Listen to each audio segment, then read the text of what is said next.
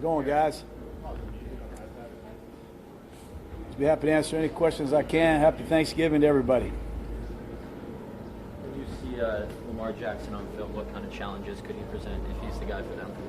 A lot of challenges just because you don't know what plays they're running. I mean, you don't recognize some of the plays that they're running. You got to go back to Louisville and study him there. But he's got magnificent running ability. He's going to get better and better the more he plays, and we got to respect his passing ability and these receivers. We know a lot about them. See him carried about 27 times. So it's kind of, is that jarring at all, or kind of like a little shocking in today's NFL to watch the quarterback do that? Or? I've never seen it. Never have seen that. He's a tough guy. He ran it at Louisville. He ran all the way to the Heisman Trophy. And he makes you very, very cautious as to what coverages you call, how you rush. But it's not just Jackson. I mean, they got good receivers, Marshall Yonda. They got a good offensive line. They're physical, and they need this game. This is a big game for them, so it'll be a challenge. Coach, Tom Flores has been named as the semifinals for the 2019 Hall of Fame class. What does that mean to you and to name this organization? That means a lot to the Raiders. It means a lot to the Raiders, and knowing him personally, it'd be great for him to get in the Hall. He belongs there. He's a great quarterback, great coach, and if you know Flores, he is one hell of a guy. And wish him the best. I would, if I had a vote, I'd certainly vote for him. He's what the Hall of Fame's all about. Coach, how do you simulate playing against someone like Lamar Jackson in practice? Well, we got Rico Gafford, who runs about 4'2". He'll get a ball and run around. We'll try to run him down. I don't know if we're going to be outside or not today, but Johnny Holton can run really fast. We'll have him take turns. Best I can tell you, we're going to be very, very creative in how we try to emulate and simulate the Ravens. A lot of talk about Lamar, but obviously the Ravens have a really good defense, probably one of the best since Ray was back there playing with them. What kind of problems do they pose for you, and how do you kind of try to combat that physical defense? That's tough. They're a good team. They got really good cover corners. Jimmy Smith is healthy. We got a lot of respect for Carr, and certainly Humphrey is coming on as a pro, and Suggs is still there. I think Judon is a very underrated guy. And the big guy in the middle makes him go, I think, Williams. But hard to run against, hard to throw against, hard to deal with. We'll have to be at our very best. Do you like the rest of their offense was still getting up to speed with what they were doing with Lamar in the last game? And how much can you take from one game's worth of film on him? Yeah, I mean, you have to look at his body of work at Louisville to really get, I think, the true respect for him. I mean, remember, he's been a backup quarterback. He hasn't been getting the reps.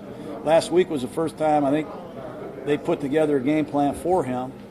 And don't forget, this guy can throw the ball. You know, you got to go back and watch him at Louisville to get a better feel for him. So it's going to be tough. You're going to have to try to make some on-the-fly adjustments and be very careful with the plays that you call. Still up in the air for Jordy? Yeah, I think so. Jordy and Martavis are up in the air, and we'll have Keon Hatcher taking the majority of the reps and Dwayne Harris today, and hopefully we get some guys healthy soon. What are some of the differences for Markel at that Sam spot as opposed to inside? You know what? He's played two really good games. He's physical.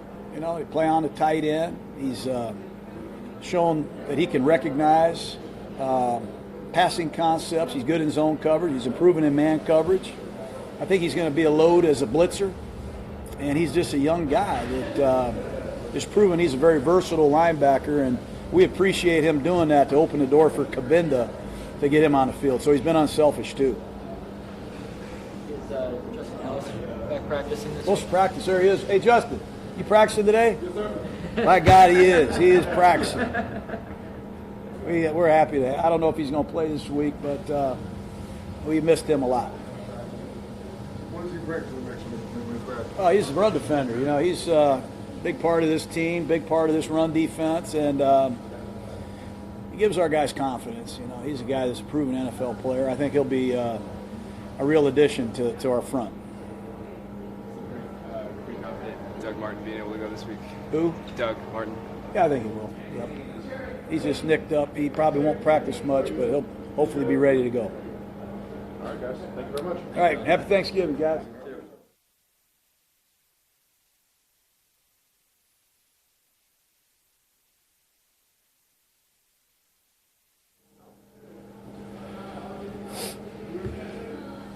question for Derek Carr. That logo route, is that I think there was a lot of communication before the snap on that touchdown. Yeah. What was that an adjustment that wasn't originally called that you checked into? Yes. Yep. We had a different play called, and we got a look that we liked. And it's just one of those things of the hours Coach and I spend together, talking about looks and certain things that, it wasn't like we talked about it game plan wise. It was just one of those things, Coach just talked about over the year, and we were able to finally get a look that we liked for it, and we were able to hit Jared on it. Over the course of the week, you guys do a lot of preparation so that you're an extension of Jon when you're on the field. But are there ever moments where he calls a play from the sideline, you see something on the field, and you check into something and have to have a conversation as to why you did on the sideline? Oh, yeah, and honestly, 9 times out of 10, he knows exactly why. Because, again, these are things we've talked about. Maybe we didn't talk about it that week, but it's things we've talked about since he's been here in April, And so, 9 times out of 10, that's the case. And then the other times, I'll come off and he'll just he'll want to know, hey, what did you see? What did you check to? That kind of thing. And we'll talk about it, and then that's usually it. He's awesome about just giving me the keys because he feels that he's prepared me so good and so well that I can recognize things and get us into good looks. What do you want to see this offense accomplish in these last 6 weeks? Oh, man, touchdowns.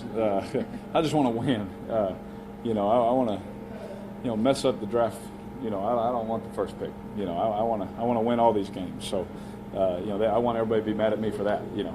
That's what I want to accomplish. So, for us as an offense, it's really just building continuity. We got a lot of young guys playing. We got a lot of new guys playing. And I just think it's so cool what opportunity we have. When everyone sees what's going on, what we're having to deal with, but why not just go out and win some games? I think that'd be so cool for this group to be able to hold on to.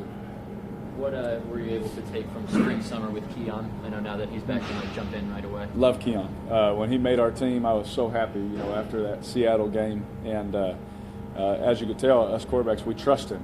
EJ was throwing the ball to him. Connor hit him a couple times, I think, on a sail route. But you just think about it. He's so competitive, and I think that's the moral of the story with the guys Coach keeps around. They're super competitive. They don't mind whoever they're playing. They don't care about those things, man.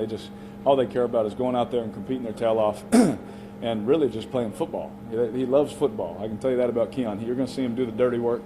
He'll go in there and block extra. If he doesn't get the ball, he's going to run and try and peel somebody off. If he in the run game, he's going to try and put someone on their back. That's the key. That's just him.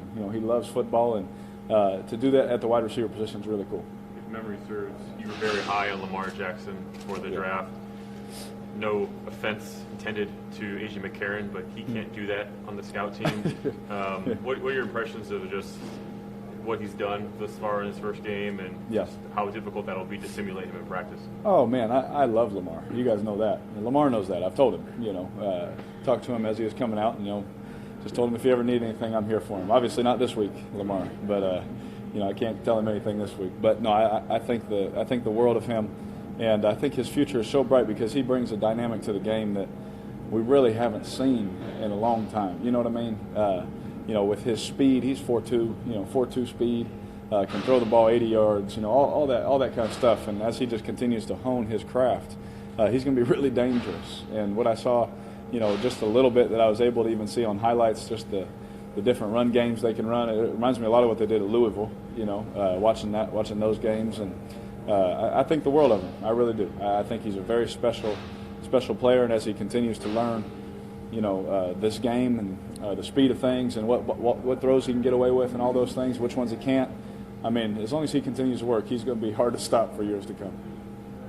Can you imagine 27 carries for a quarterback? No. That is, it's interesting, right? I don't even know if Cam's done that, right? Cam's a big guy. Still, that's a lot of carries, for a quarterback. So it'll be interesting to see going forward if that's how they run their offense. Obviously he can do it. He knows he can do it. I'm sure he's feeling a little sore. In over 16 games, that's a lot. But for the time being, that's what they're doing, and I couldn't see myself having 27. Maybe if I went back and played like my brother's high school team, I could do it. But no, not in the NFL. I'm sure you're probably aware the offensive line did its annual Thanksgiving meal giveaway last night with 125 turkey dinners that they pulled together to donate. Yeah. What are your thoughts just about your line doing that each year? And O'Donnell Penn brought that over from Tampa. Yeah, I think it's fantastic. And not only just for our older guys, they understand how much more important it is to give back than we're playing a game, you know, and people love that we play this game and it's talked about all the time, but at the end of the day, we have an opportunity to give back the little bit that we've learned throughout our time being here, just our platform, how important it is, whatever your message is, to help other people. And I think what was really cool is the old guys get that, but those young guys get to see that now. And hopefully it's something that they do, you know, Colton will do for the next however many years he plays, you know, Brandon, you know, however many years he plays, that's something that they'll want to do, you know, for the communities that they're playing in. Derek, what did Michael Crabtree mean to your development here in Oklahoma? Oh, I love Crab. Oh, my goodness. He helped me so much. You know, just talking scheme, talking the mindset, leadership, all of those things. I'll never forget standing in the hallway just around the corner begging him, don't leave, bro. Please, come here. I promise I'll throw you the ball. You know, and he had 2 or 3 of the best years, you know, statistically of his career. You know, and you know, that means a lot to me, you know, because I told him I'll throw it to you. Now, knowing him, he'd probably want it more, you know, but that's Crab, and he's one of the most competitive people I've ever been around, and I think the world of him. I miss him, you know, I do. I wish him the best. I always keep up, you know, on my phone, making sure, you know, he's doing well and things like that, because I do. I really wish the best for him and his family. Any play in particular connection with him that's your favorite? Oh man, we had a lot of big ones to win some games. Probably the one in beating Kansas City that year. You know, the little route on the front of the end zone. That one right there. He hugged me. I hugged him. And all I remember is him saying is, "I hope it counts." You know, because we played about 7 untimed downs that time, so it was good. 2 more guys. You and him down in the red zone were almost automatic in your faith. How much of a comfort was that to have for you then, and how much do you miss it? Nothing against the receivers you have now, but how much do you miss having that which you had with him down in the red zone? Oh, absolutely. Just praising Crab more. I mean, yeah, absolutely. We had great chemistry. You know, we had a good moments together on those red zone plays, and you know, little hand signals here, just to, you know, me looking at him, kind of a deal. We were on a good page, and you know, that's something that you just try and build with all your guys. Now, we played for years together, you know, so it doesn't just come overnight, you know. But you know, definitely, and I think that you know, every quarterback that has played with him will definitely say he's got some of the best hands. He's one of the most reliable, you know, competitive people. So yeah, I got nothing but good things to say about Crab. Last one, guys. Set. Good. All right. All right. Thanks, guys. Thanks, Derek. Good.